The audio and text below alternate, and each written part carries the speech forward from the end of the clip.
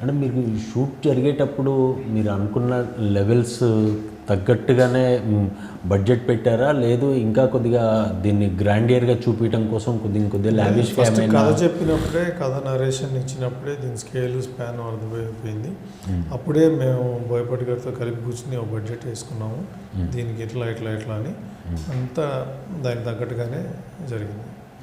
ఆ వీటిలో నుంచి యాక్చువల్గా 3D ఫార్మాట్ అనేది కూడా వచ్చింది. ఎందుకంటే ఆ కథలో ఇది ఉంది, ఆ విజువల్లో 3Dలో కూడా చేస్తే బాగుంటుంది, పిల్లలకి వాళ్ళకి బాగా మంచి ఎంటర్టైనింగ్గా ఎంజాయ్ చేస్తారనే ఒక ఫీలింగ్, ఒక ఎక్స్పీరియన్స్ ఉంటుంది అనేది అనిపించి 3Dలో కూడా చేద్దామని ఫస్ట్ నుంచి అనుకుంటుంది, మధ్యలో వచ్చింది ఇంకా. ఓకే అంటే ఇలాంటి టైప్ ఆఫ్ మూవీస్కి విజువలైజేషన్ పరంగా, స్టోరీ పరంగా ఎంత ఉన్నా కానీ బ్యాక్గ్రౌండ్ మ్యూజిక్ ఇది చాలా ఇంపార్టెంట్. తమన్ రోల్ ఎంతవరకు మీకు సాటిస్ఫాక్షన్ ఇచ్చింది ఏంటి? తాండవం ఆడేశాడు, దాంట్లో డౌటే లేదు. నిన్నే జూక్ బాక్స్ రిలీజ్ చేసాం, అసలు ట్రెమెండస్ రెస్పాన్స్ జూక్ బాక్స్కి.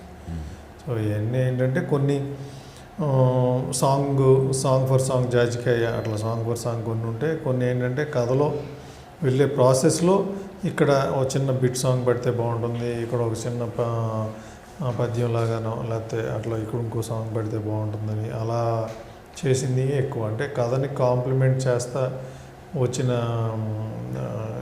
సాంగ్సే ఎక్కువ ఉన్నాయి అన్నమాట బ్యాక్గ్రౌండ్. మామూలుగానే తమ్మన్ని నందమూరి తమ్మన్ అంటారు. ఇందులో ఈ మ్యూజిక్ పరంగా కానీ బ్యాక్గ్రౌండ్ పరంగా కానీ ఇంకొద్దిగా ఏమన్నా పార్షాలిటీ చూపించడానికి వచ్చా? కథకు తగ్గట్టుగానే మీరు డెఫినెట్గా బ్రహ్మాండానికి వర్క్ చేశారు.